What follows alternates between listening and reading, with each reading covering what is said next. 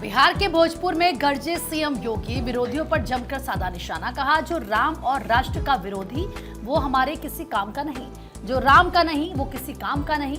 डकैती के लिए आया है इंडी गठबंधन, ये लोग तो खा जाते हैं पशुओं का भी चारा। तो देखिए, लालू परिवार पर हमला यहाँ पर सीएम योगी की तरफ से बोला गया और क्या कुछ उन्होंने इस दौरान कहा, सुनिए।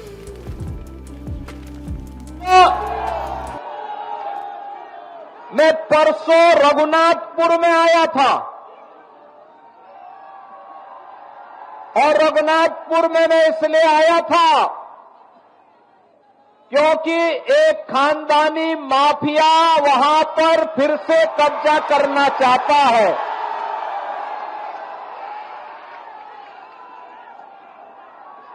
उत्तर प्रदेश में तो हमने बुलडोजर से रौंद रौंद करके इन माफियाओं की कचमूर निकाल करके उत्तर प्रदेश की धरती से जहन्नुम के रास्ते उनके खोल दिए हैं। लेकिन हमारी सीता मैया से जुड़े हुए बिहार की धरती पर कोई मारिच और सुबह फिर से सिर न उठाना पड़े, उठा सके। लेकिन जब मैं उस दिन आ रहा था तो बड़ी बारिश शुरू हो गई थी और मैं सोचता था कि कोई सभा में होगा नहीं, लेकिन रघुनाथपुर की सभा में वहां के युवाओं की, यहां के नागरिकों की, यहां के अन्नदाता किसानों की, यहां की माताओं बहनों के उत्साह को देख करके मैं कह सकता था कि सिवान की सभा में उससे भी बड़ा सैलाब आने वाला है।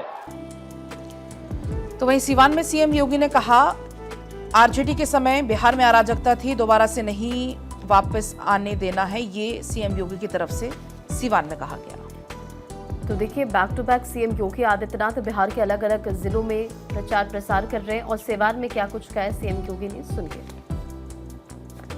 जिस बिहार के पास अपनी गौरवशाली अतीत हो, वह बिहार